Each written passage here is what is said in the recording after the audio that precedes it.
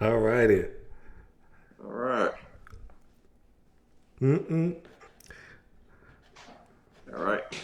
Look, I wish I knew what you were bopping to. Hey, what's up, man? What's up, man? What's up? What's up? Oh man, hey, it's been a minute, man. It's been a minute. Yeah. Back, back, back to reality. Back to reality. I know. I know. Yeah, man. Okay, there we go.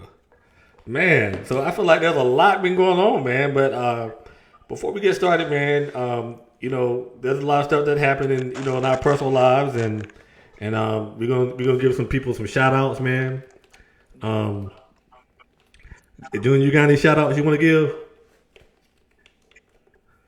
My headphones at me. Uh, Headphones ain't acting right. well, There we go. are you good? All right. Yeah, I'm good. Yeah. Shout out to our daughter Morgan. She's adulting. Um, we moved her to dropped her off in Nashville, Tennessee to start her job, her career.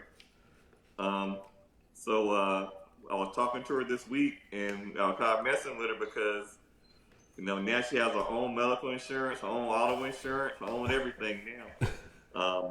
Shout out to our daughter Maya, who started her first year teaching fourth grade. She was in the third grade previous years, but Maya, she's teaching fourth grade this year. So shout out to her. She's an excellent teacher. Okay. Shout out to my wife Tanya, principal of the Duplin County Early College High School. The school report card, I think the grades came in today, and her school got a grade of a B, which is very good. Okay. I think for all accounts, that's the only school in the district that got a B. So, congratulations to her. Shout out to our son Cameron, who's on the road somewhere in Mexico, I think. Yeah. In Mexico, in Mexico. In Mexico, yeah. Yeah. So I try to call him. He hard to get up with. I'm trying to get him along between ours, but he ain't called me back yet. So Yeah. He making that money. He making that he's money. making that money. Yeah. So yeah, man. I wish I had some more, but that's all I can think of right now. Okay. All right. I'll start out with some shout outs. I'll start with my wife. You know, she for the last 12 or 13 so years she's been working with the EEOC, and she just started a new job. So now she works with the Department of Defense IG team. So she's in the whistleblower department. So she's an investigator, and she investigates whistleblower complaints or whistleblower reprisals. So definitely a big time on her. Was that GS? Was that GS? Hey, don't worry about that. Don't worry about Hey, that. look, I need to borrow $20 from her Yeah, then. don't worry about that. I Uh, need to borrow $20 from her. yeah, and her daughter, Yeah, our daughter Olivia started her junior year at the North Carolina School of Science and Math. They have okay. a campus in Durham, but they just recently opened a campus in Morganton. And so it's only a junior class now, so she's going to be the first class that graduates from Morganton. And so she's out there. Wish her luck because it's about to get cold, and so so, so Yeah, I know yeah, about the mountains. yeah. And All right. my daughter Camille, I just came from Massachusetts last week to visit her, and so she's starting her sophomore year at Amherst College. So yeah, lots of stuff going on. Lots of stuff going on. Awesome. All I'm right, trying man. to think if I forgot Congratulations, anybody. man. Hey, look, if I forgot anybody, Angeria's sister had a baby. Um, their Okay. first child, and I think the name is Kiana. Her name is Kiana. Okay. So yeah, so Olivia is an aunt, and again, and so yeah, I think that's about it. All right. Yeah, Congratulations, man. yeah, Congratulations. yeah. Um, so yeah, man, I don't even know where to start. Man, look, I don't even know where to start. look. Start where you stand. Start where you stand. Um, Start where you stand. yeah. Um, So I think one of the biggest things that's been going on, that's having a lot of implications, is the Supreme Court overturning Roe versus Wade. Um, Mm. you know, me and my brother, we kind of talked about it before, and I don't know. I kind of feel like I'm a man, and so I think I don't know. I think there are some fights that I think I'm gonna sit out. And Yeah. so as a man who I don't ever have to worry about getting pregnant. I don't ever have to worry about delivery. I don't have to ever worry about the consequences of pregnancy. So I think I'm gonna sit this one out. But for the people who do have that what's the word I'm looking for? Who have that reality, there are a lot of different implications that come from it. You know. Yeah. Yeah. I guess I'm kind of with you, man. I feel kind of strange arguing for or against something that as far as a man, I won't have to go through and make the decision. Yeah. I don't have to because I don't have to go through childbirth. I don't have to go through things women have to go through when they make those decisions. Um, Even with the child, most of the time it's always the mother who's left to raise the child Mm-hmm. alone and those type of things. And most of the time, the man, their life pretty much goes on. But I think it's one thing I can say as far as a lot of people thought or they say that they make the mistake, I think, of saying that once a ruling is made, then it's settled law, Yeah. right? And what history has taught us is that there is no such thing as settled law. A law is only as safe as the people on the bench who's making the decision. Correct. And so, like we thought that school segregation, the Brown case was settled law, and now there are attempts to overthrow that. We thought the voting rights, the 15th Amendment, the Voting Rights Act, we thought those laws, those things were settled law. But now, due to an outcome of election that was not favorable to one side, now all those things that were settled law are coming to question. So that's the only thing. I'm not going to try to say pro-choice or whatever because I'm not the one to make that decision. But I am saying that elections have consequences, and when you have a president that can pick the type of judges um, that are reactionary, what have you, either side, both ways, then those laws are subject to be changed. So I'll leave it at that. Yeah, and this is a good segue to kind of I don't want to make the assumption that everybody understands settled law and precedents Okay. and things of that nature, but I would tell you when you talk about we can talk about the Voting Rights Acts, the Voting Rights Act of 1965. Hold on, it was 1965, right? Or was it the Civil Rights Act? One of those. Voting rights Was it? was, oh my goodness, 64, civil rights 65, I Okay. think. But anyway, it's a long ways away, and Yeah. we know that in 2012 that where we thought that was settled law that you're right, a conservative majority they overturned certain aspects of the Voting Rights Act. Okay, Yeah. now fast forward to Roe versus Wade. If you like myself, and I know like my brother, I watch the Supreme Court confirmation hearings. I watch Yes. every last one of them. I may not watch it live, but I go back and I watch it. And what I know is the last four, well, prior to Judge Jackson, you had Amy Coney Barrett, you Mm-hmm. had Kavanaugh, you Mm-hmm. had Neil Gorsuch. Mm-hmm. I'm trying to think, was it Sotomayor before her? Mm-hmm. Sotomayor.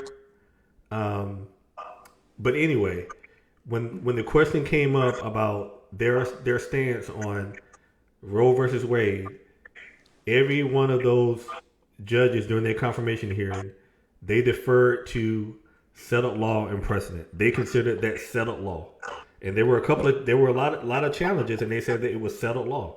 Okay, Well, here's the thing. They said settled law because they didn't want to give an answer or be on the record for an correct. But you mentioned so this is where I'm going with this. So you talk Yeah. about settled law. Now we have there's whispers of Loving versus Virginia, and if you know what Loving versus Virginia is, that's the case about interracial marriage. Out of Virginia, 1967, Yep. miscegenation. Yeah. So, and there are a couple of senators on record saying, when asked about Loving versus Virginia, that it should go back to the states. Okay. Yeah. And then so there's another law called case. I know I'm about to butcher name, but Obergefell. Uh-huh. I may be butchering the name, but that case settles on the right for same sex marriage. And so senators are on record saying, when asked about that, well, we can leave that to the states. Okay. Yeah. But here's the problem with that, man, and that's I want to go. I'm not going to get too heavy in history, right? But when you talk about voting rights and civil rights and things of that nature, and when you talk about sending it to the states, right? Yes. And that's what happened in the 1870s after Reconstruction, the slaughterhouse cases, those Supreme Court cases. Yes. They said that the federal government has no business interfering and let the states handle civil rights. Correct. So you have southern states that were being run by former Confederates, and they were in charge of guaranteeing African American rights. Yes. Fast forward now. So you're telling me that these states, these southern states, that by all accounts are catering to the sub base of the party, you're letting states like Texas, Mississippi, things of those nature make decisions about those things with those citizens. Correct. Nobody sees a problem with that. well, this is what I'll say. Yeah. How far are we going to go with that? Let's let the states decide. How far are we going to go?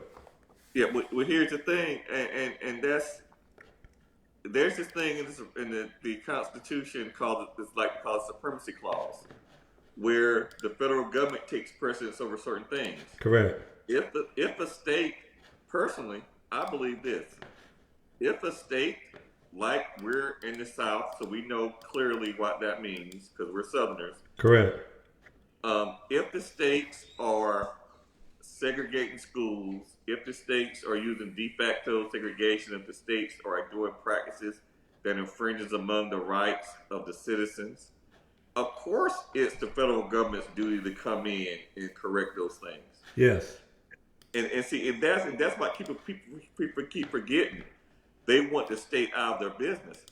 All that mess talk came about during the 50s and 60s when the federal government had to force these states to integrate schools. Correct. That's what it's all what the states telling us what to do on with the states in our business. Because y'all business was subjugating African Americans and things of that nature. Correct. So let's fast forward to gay rights and gay marriages. Like I said, it's not my thing to be say I'm for or against gay marriages, whatever. But I do know that states, there should be a separation of church and state.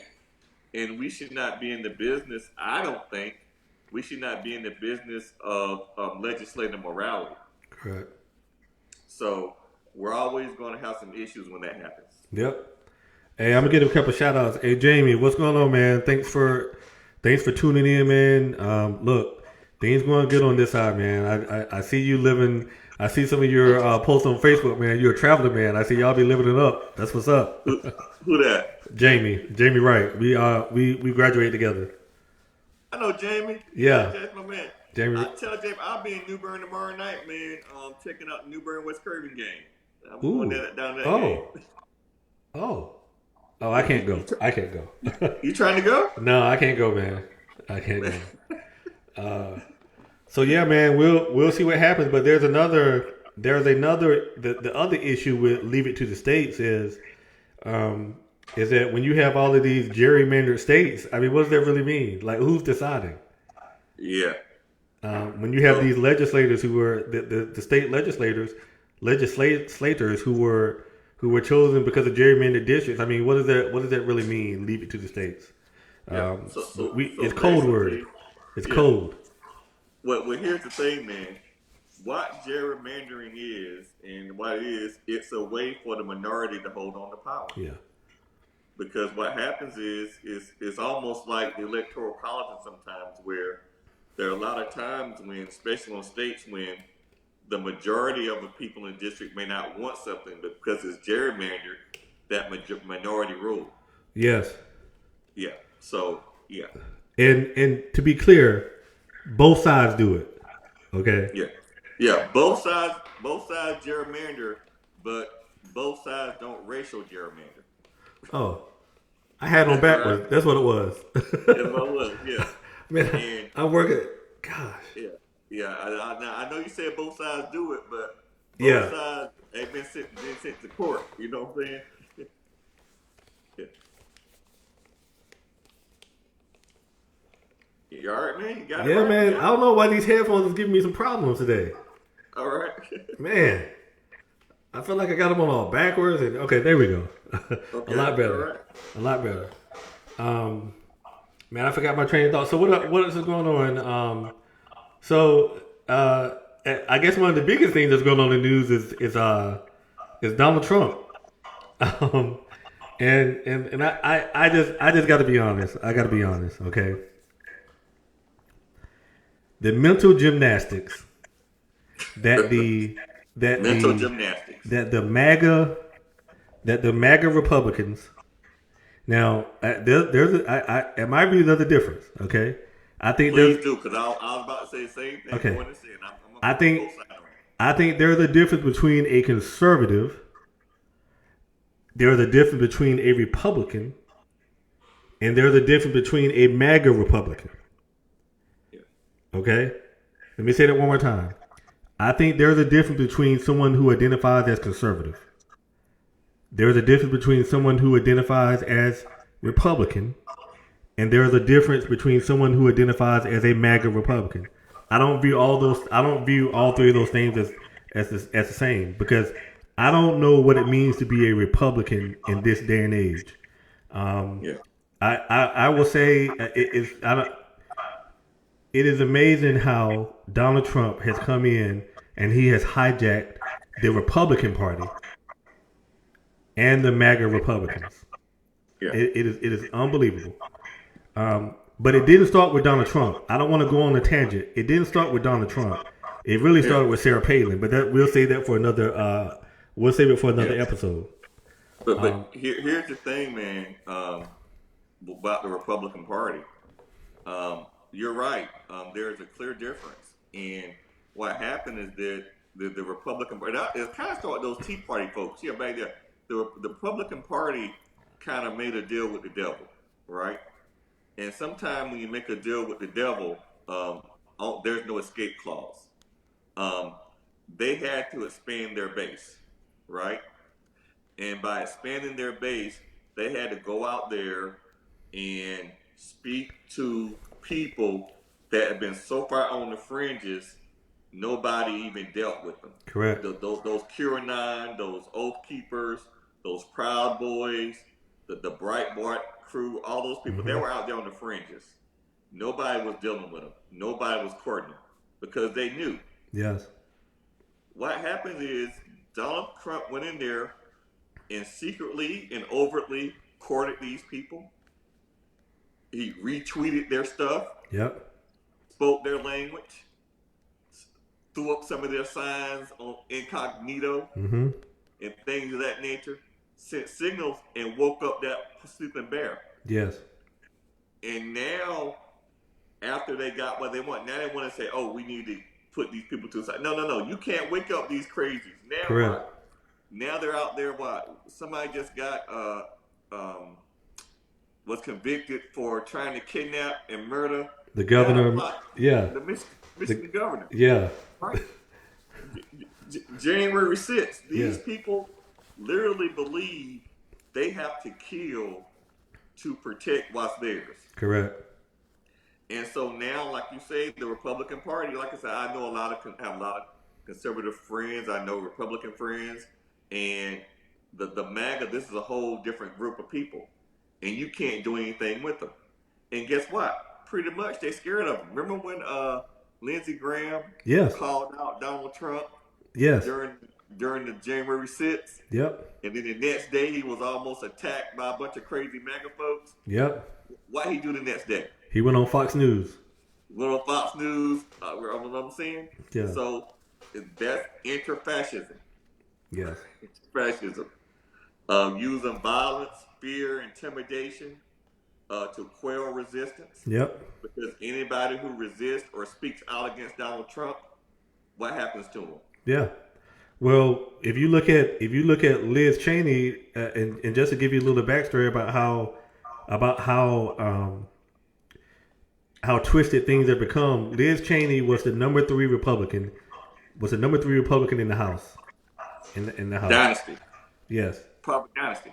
Her father is, everybody knows Dick Cheney, but she was the number 3 Republican in the House. If you look at her record, she has one of the most conservative voting records of any Republican in the House of Representatives. She voted when Donald Trump was president. She voted with she voted on his policies with over a 90% voting right for the. She supported his policies up to 90%. Okay. She spoke out against Donald Trump, and she lost her primary last month. And so when the new Congress is sworn in, she would not have a seat because she spoke out against Donald Trump. Now, this is where I would say the difference between being a Republican, a conservative, and a MAGA Republican. Yeah. Oh, that's tragic. What happened to Liz Cheney? Correct. I mean, so what happens is, I live in Duplin County, right? Mm-hmm. And there is a good mixture. There are conservatives, right? But there are some MAGA folks here too, right? Yeah. And when I say, and I'm not saying this to be snarky or to be condescending. Look, man, we passed that, man. Let's call it what it is. Yeah. Yeah.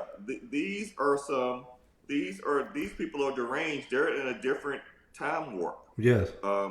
It's like everything he says is the gospel. Yeah. And there are people out here that will go out and get up guns and they will kill for this man. And that's dangerous. That's dangerous. Yes. So what do? I think, look, the federal government need to bring some COINTELPRO energy to some of these armed groups that they know out here are plotting and planning and things of that nature. Yeah. It's always like, I can disagree with you, man. We can disagree all day. Yeah. We can have cultural disagreements. We can have different political ideologies, right? At the end of the day, I have Brossie. Me and Brossie, we go back and forth all the time. Yeah. But Brossie is one of my best friends down in South Carolina, right? Yeah. We can have our disagreements, bitter disagreements, and still be cordial. Yeah. These people here, I'm not on the fringe. Yeah. They see people that disagree with them as an enemy that needs to be taken out. But this is the thing. You talk about the fringe. The fringe is becoming mainstream. Yeah, that's right. When you have Lindsey Graham who goes on Fox News and says that if Donald Trump is held accountable for his actions, that there will be violence in the streets. There'll be riots in the street. What's that part right there? What does that say to and see, Lindsey Graham knows exactly who he's talking to. Correct. So these people are intentionally encouraging violence. Because first of all, Lindsey Graham is intelligent. He knows that Donald Trump was wrong as the day is long about those documents. He knows it, right? But he also represents South Carolina, right?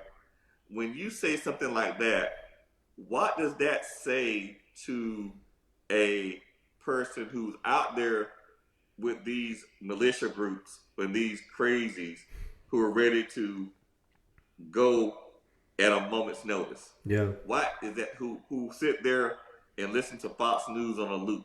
What is that saying here, right? And that's the problem I have with that. That Yeah. you're literally trying to encourage these people to go out and to commit acts of violence. Correct. And again, most of these Republicans who are the loudest, somehow they've convinced these uh, the way I guess the way that David Chappelle was said, poor whites, not Yes. my words, they're his words, Yeah. that they're not elite. Like the people that Donald Trump, the supporters of Donald Trump, the MAGA Republicans, they would not be welcome in his hotel. They would not be welcome in his home. Yeah. That's the tragic part. Yes. That the base, the ones that support him the most. There's a guy around here, man. He, at the store, he has like 100 flags on his.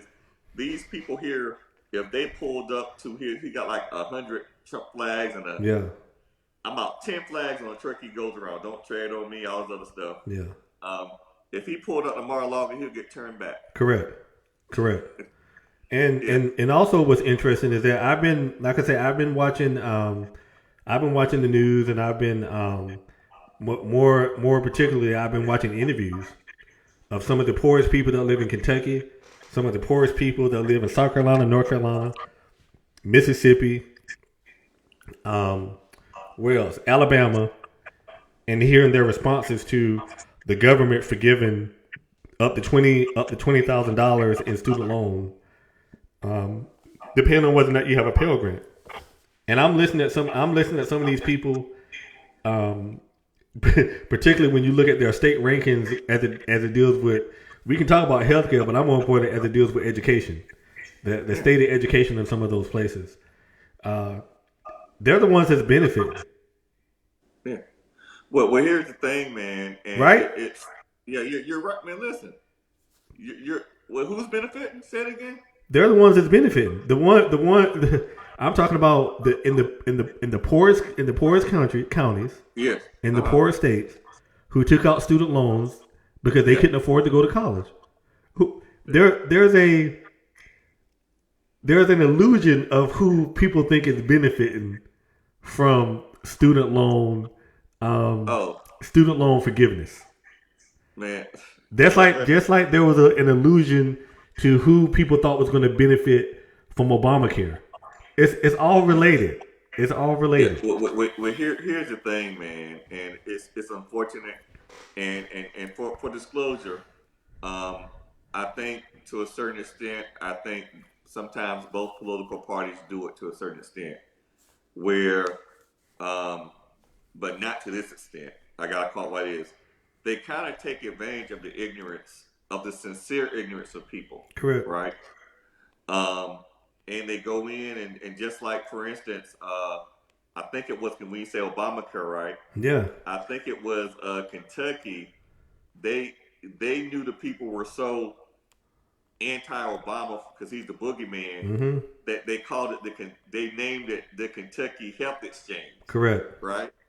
They renamed Obamacare something else, and people were like, oh, this is awesome, this is great, this is great, this is great. And then when it went to the Senate, they were about to vote it down. They realized they about to lose their insurance, Mm-hmm. and they called they called their, see what I'm saying? It said, no, we need this. So the point is, sometimes to your point, is that when people are so are ill informed, I hate to say ignorant, but I say ill informed. Um, sometimes they'll make decisions or vote against their interest um, if they think that whatever the benefit is benefiting somebody else. When in reality, it Correct. benefits them. It Correct. benefits them. And believe it or not, there are still some states who still have not expanded Medicare as in conjunction with Obamacare, because that was one of the tenets of Obamacare, the Affordable Care Act, was to expand Medicare beneficiaries, and there are some states who still haven't done it. Yeah, I And think North Carolina finally came on board, yes, but but you know why it came on board? Because it became impossible for the Republicans to keep justifying why you have this free money that you don't got to pay back, and you have a state with high mortality rates in these rural hospitals, all these issues, it was hard to justify not taking this free money. And you say finally, and we're talking about legislation that was passed in 2000, I think 2009. 2009. Obamacare was signed into law, and now, 15 years After later, what? After what? 3 Supreme Court challenges. yes, yes, Even a conservative Supreme Court. correct, correct. Yeah. And it got so comical where there are people who go out and do interviews and they say, "Hey, what do you think about Obamacare?" "Oh, I don't like Obamacare. I don't like it." But then they say, "Well, what do you think about the Affordable Care Act?" "Oh, that's some good policy." Right? Right? I mean, it gets so. Yeah. Speaking of which, let me share this. This video real quick. We'll be right back. But we're gonna take a break just to laugh. And anyway, here we go. We're saying you did lose your job as a result of the vaccines. Yep, because I just wasn't allowed in people's homes without a mask, or a lot of people would ask me, are you vaccinated? And it was at a big company or no? Small company, self-employed, just myself. And, Okay, so and my you kids, yeah. you kind of had to let yourself go. You fired yourself.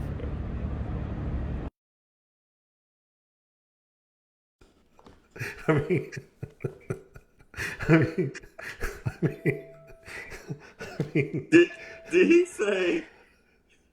Wait, tell me what he said. I know. Hey, fair use. I shared the video on TikTok. Fair use. Go ahead. Okay. Look, man. Look.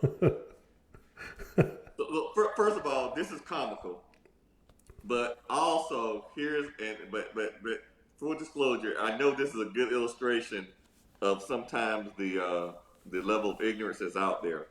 But we do know that when these reporters, when they talk to people, there are probably some people out there he spoke to that could intelligently articulate their point. Correct. Yeah. Correct. But we're not gonna laugh at them, are we? That's what you said, though. Yeah. I mean, this is yeah. Hey, what's up, Spears, man? What's up going, man? We good, man. I was checking out your podcast the other day, man. We may have to get together and do some collaboration. We can talk offline about that, but thanks for tuning in, Will. Me and Spears, man, we used to work together, man. Okay. Right before I retired, we worked in the same unit in the Air Force. Okay. Yeah. All right. What's up, Will? What's up, man?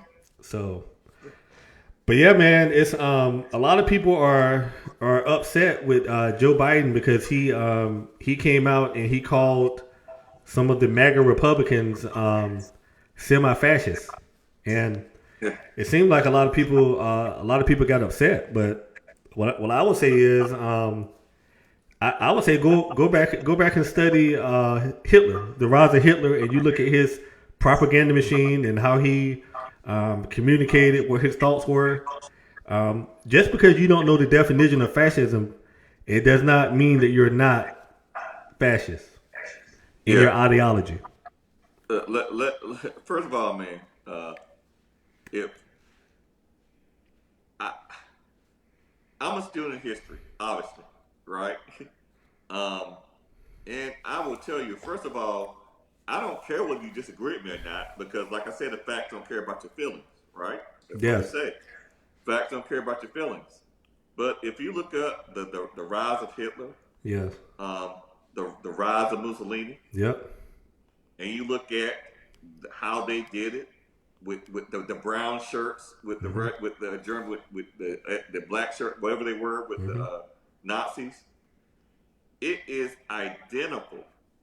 It is identical to what Trump does to keep his people riled up and keep in power. It is Yes. identical. The propaganda machine, the obvious lies that you repeat the lie over and over again is true. Yes. What I say is the truth. No, those classified records, those were my records. People actually repeating that nonsense. Yes. They literally believed there were his papers. Yes. And look at this here. Now, you know what, the Republicans of law and order, support the police, Blue Lives Correct. Matter, you know. Now there are threats against the FBI Correct. Correct. So now the MAGA folk are, and when I say MAGA folk, I'm definitely, there's a differentiation. I'm not talking about Republicans, conservatives. I'm Correct. talking about the MAGA crazies. Yes. They're literally out there threatening and planning violence against these FBI agents. Yes. And what does Trump do? His team, they release the name of the agents. Yes. Yep. Not only So that, why would- not only that, Yeah, not I'm only sorry, that, go ahead. they also posted the name of their spouses and where their kids went to school.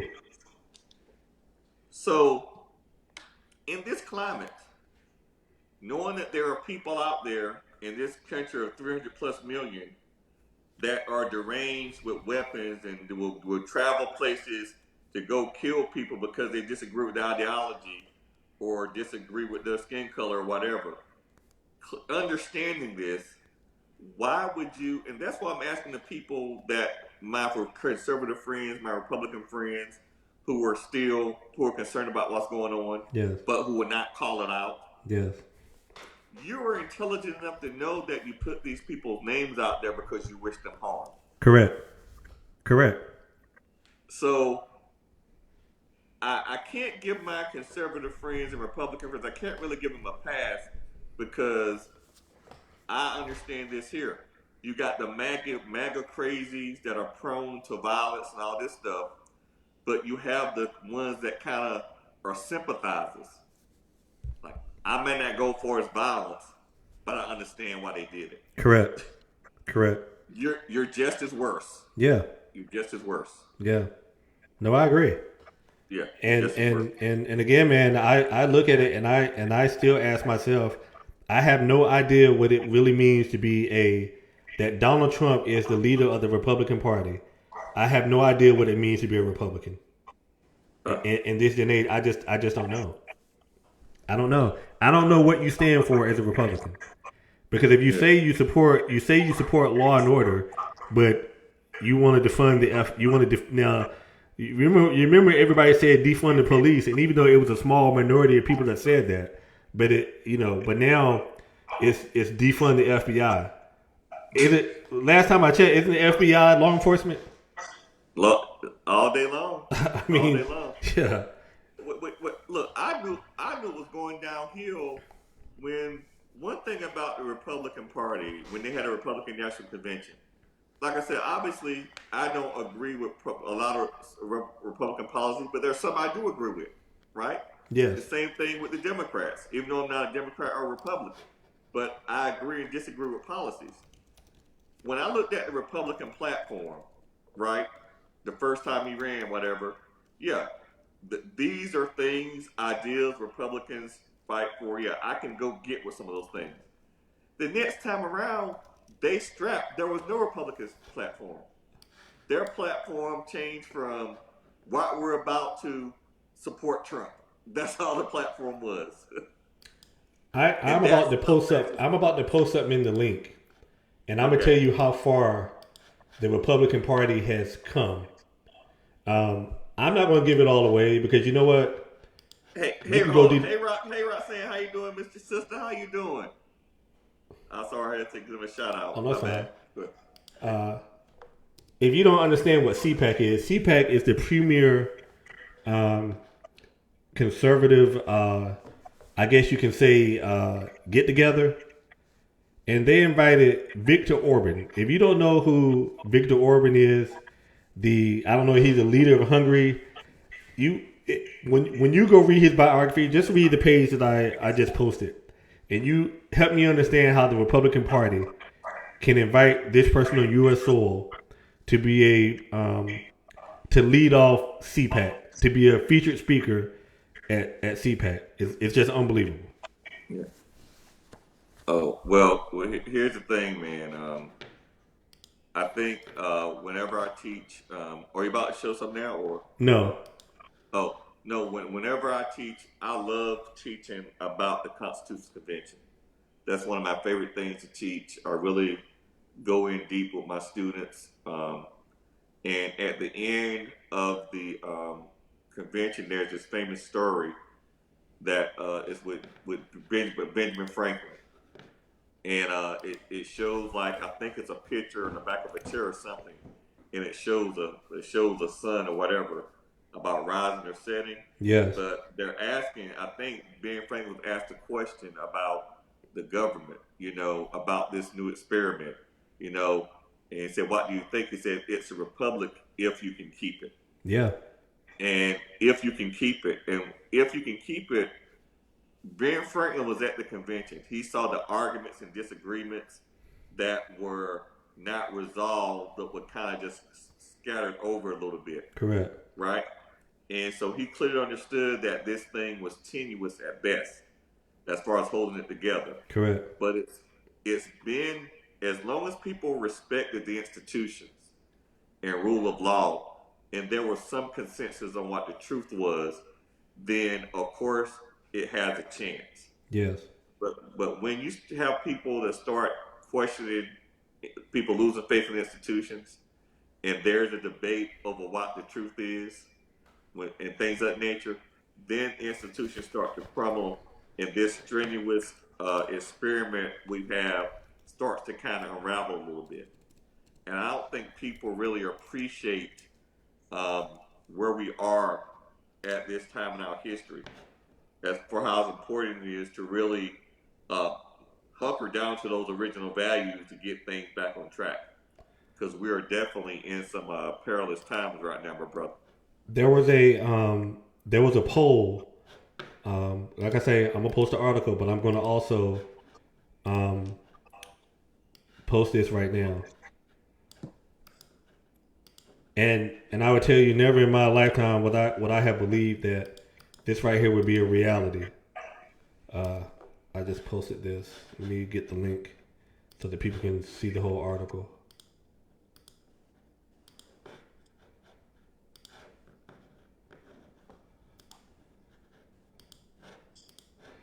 "67% of Americans believe that democracy is in danger of collapse." 7%. Yeah. This is the link to the 67%. That's high. You see what's happening, man? Is you then look at who's running for governor in these state legislatures. Correct. These people who are running on the fact that they believe that the last election was stolen, Mm-hmm. right? And then they're going out to pass laws based on the lie, Yeah. to further take rights and voting rights, and they're not even being subtle about it. Correct.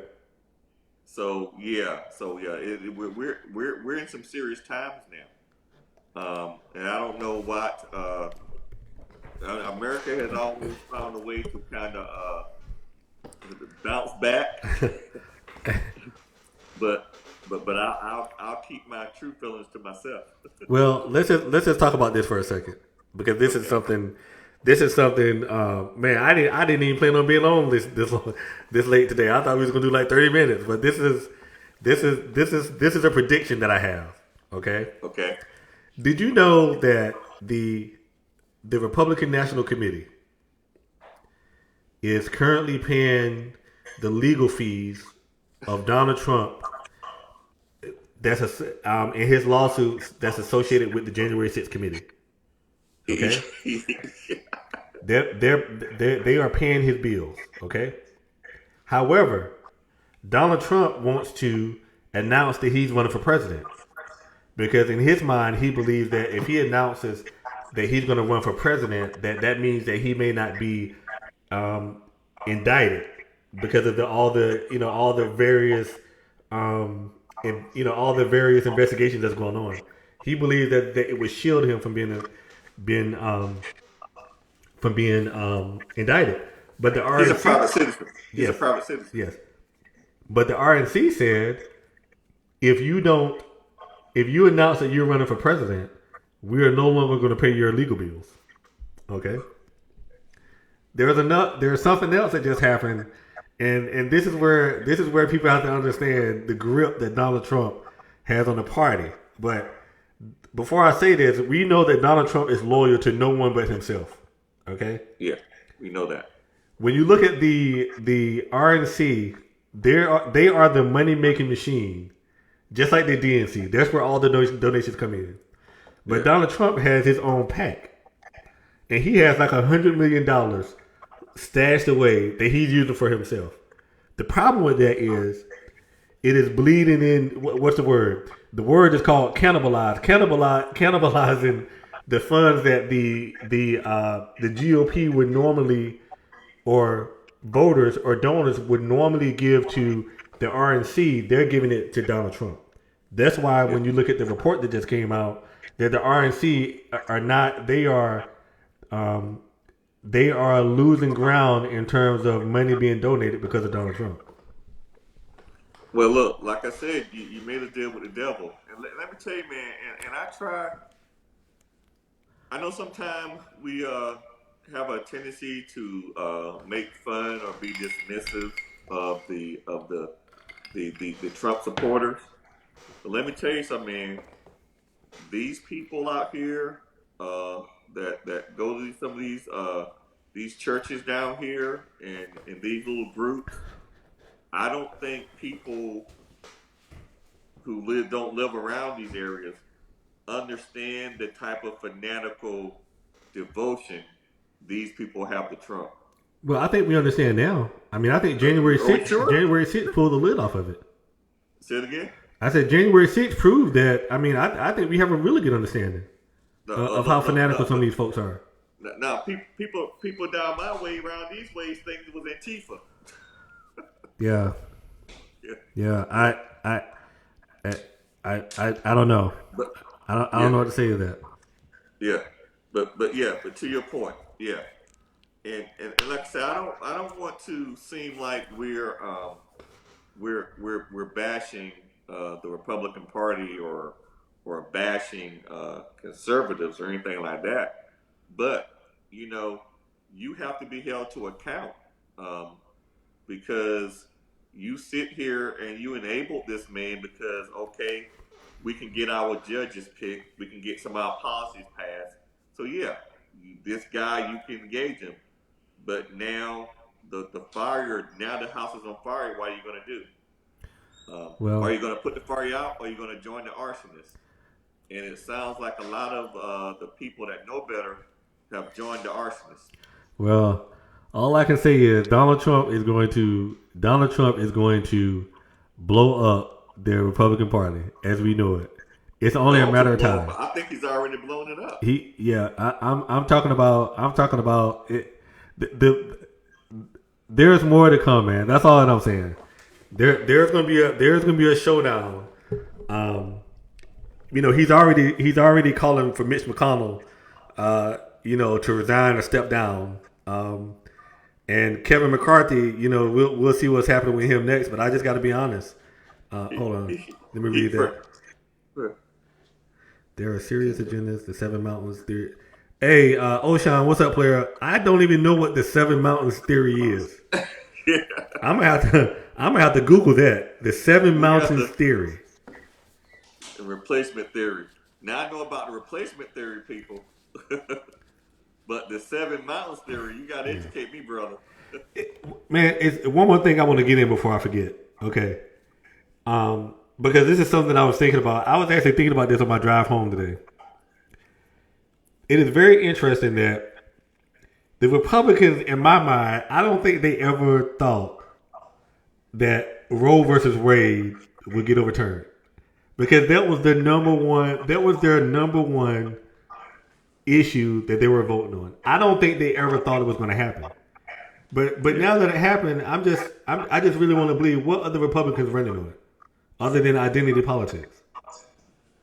Yeah, see, in that part right there, when you don't have an argument, you run on wedge issues, not wedges, issues that culture. They say culture war. Correct. Like you say, culture wars. I think that with the Roe versus Wade situation, when he spoke to those judges, I know Donald Trump clearly asked them would they overturn Roe versus Wade, and I would not be surprised if they gave some kind of assurances that they would. I'm sure they would. I'm sure they did. Well, the issue now is that was a you can make the argument that was a winning message for the Republicans. Yeah. But now that it's overturned, it's like, what are they running on now? Like, I do not see an agenda from the. I don't see what the RNC is going to do in terms of inflation. I don't see what the RNC what they are doing in terms of, in terms of the income inequality. Yeah. You good? Yeah. Yeah. I mean, look. Look. The Republicans. Here's the thing. You notice a strategy they're doing now? Because look at it this way. What hurt Donald Trump in the last election? That first debate. He never recovered from that debate. Correct. Stand down and stand by. Yes. So why do you see a lot of Republican? First thing, people forgot this. It was in the news. The Republican Party broke away from the Presidential Debate Commission. Correct. The bipartisan. Yeah. So they're opting, and now a lot of Republican people are running are opting not to debate. Even Herschel Walker, bless his heart. And when I say bless his heart, I say it with all my North Carolina Southern charm. Bless Herschel Walker's heart. Man. And that's the thing. Herschel Walker is a clear example, right? Even the Republicans know this man has zero qualifications to be a senator. Correct. But they do know that he will go there and mimic and vote yes to whatever they want. Yeah. But so here's Herschel Walker. How in the world this lets you know how crazy it is. Herschel Walker, Ralph Warnock, Morehouse grad, highly intelligent man, right? But yet they're neck and neck in the polls. Correct. Right? Yep. So the point is, to your point is, when you know you can't win on the issues in a straight up debate, yes, then what you do, you stop debating. You pull away. We're not going to debate. Correct. We're just going to, you see what I'm saying?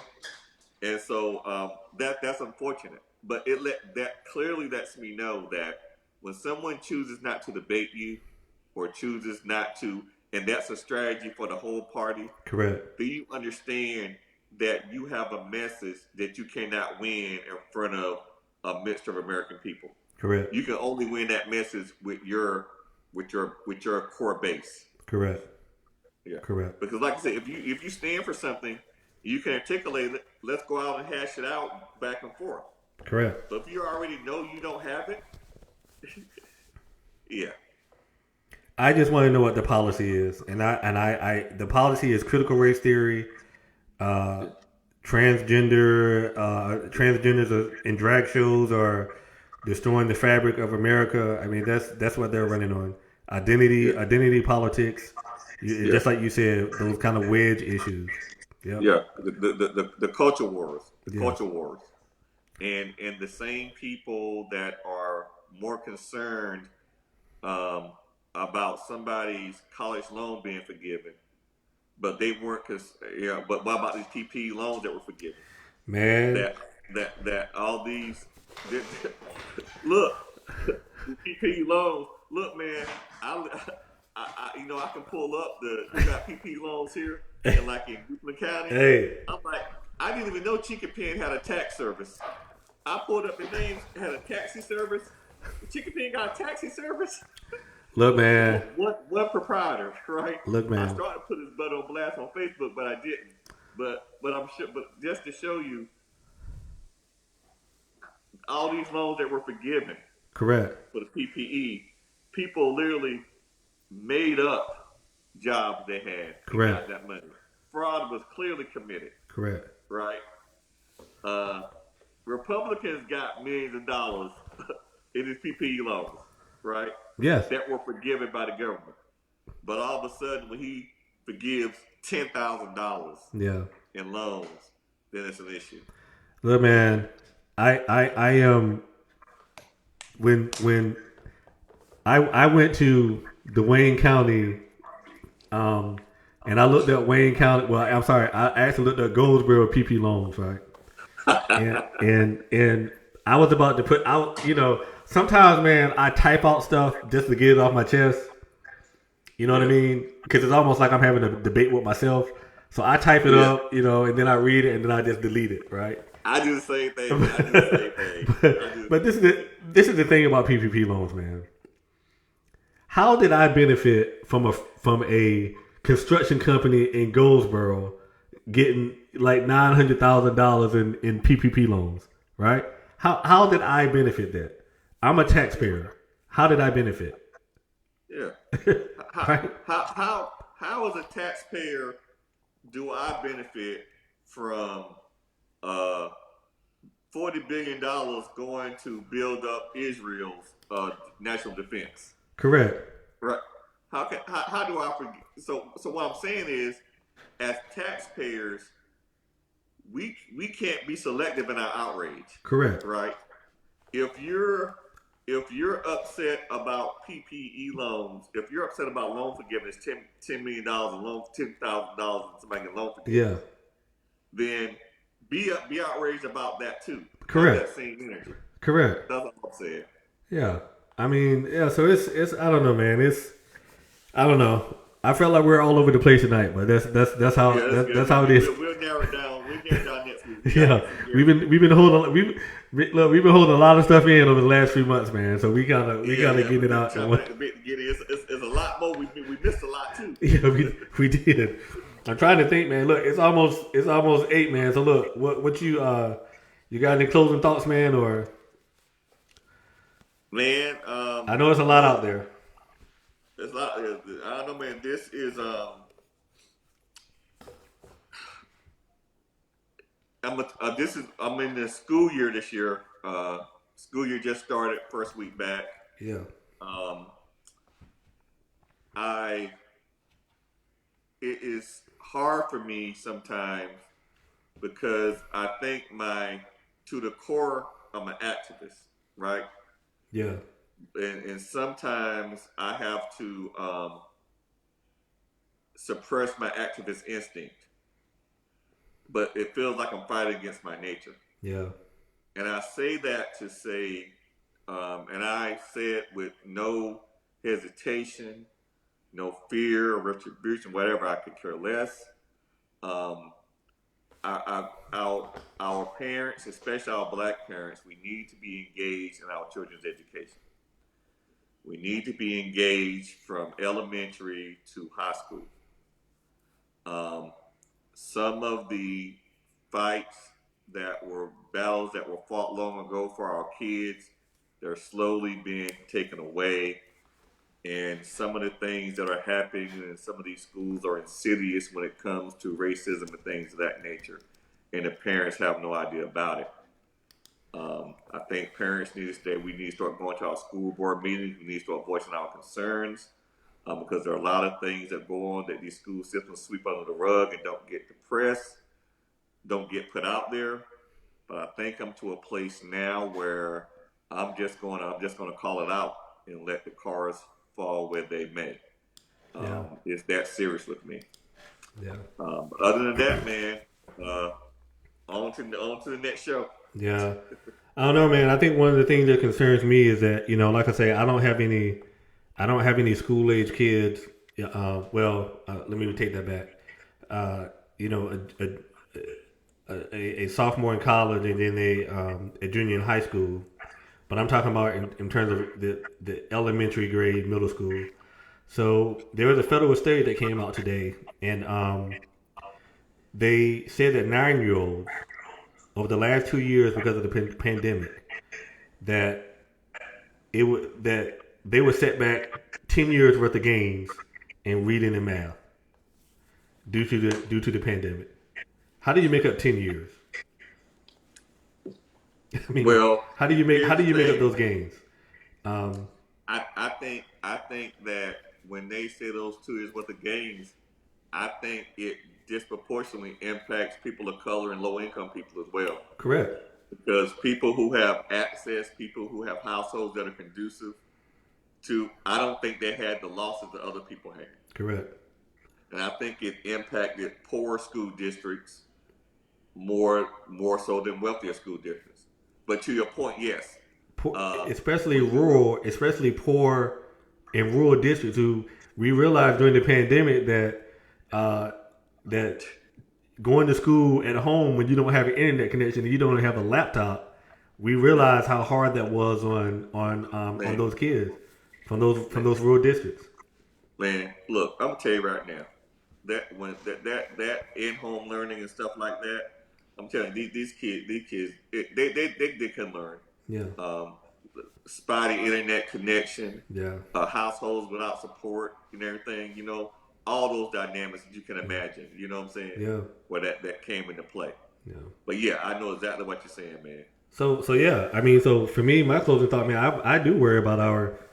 I worry about our future. I worry about my grandkids. I don't have them yet, but I worry about the future of my grandkids.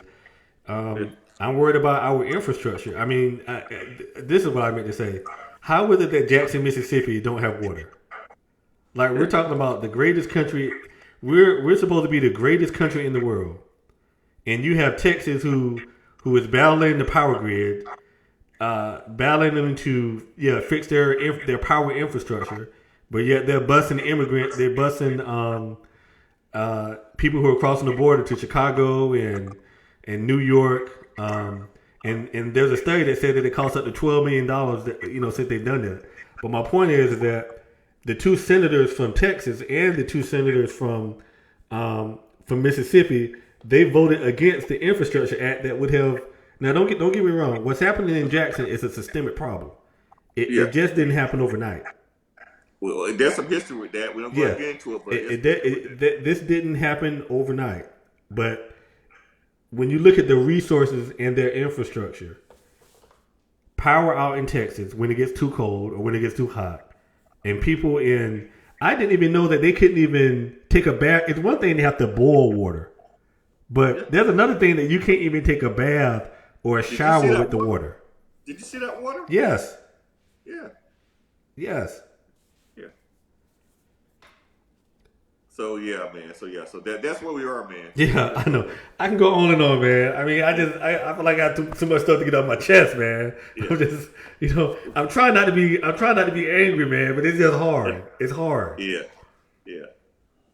But to your point, yeah, man. There are a lot of things, man, and like I say, this country has had a way to be resilient and a way to bounce back. But sometimes when you have to be resilient, sometimes that bounce back is hard to bounce back sometimes. Yeah. So hopefully we'll get it together. Okay. And also, man, we want to thank the folks, man, who are out here listening. As you can see, we had a lot to get off our chest tonight. I mean, we've been holding this in for the last few months. So we if you've been following us, you know that we do a really good job of picking out topics and trying to stay on point. But this is the first episode of season 2, so give us a little break. One more thing. So we'll see you in 2 weeks. We'll see you in 2 weeks. Yeah. All right. Peace. Peace.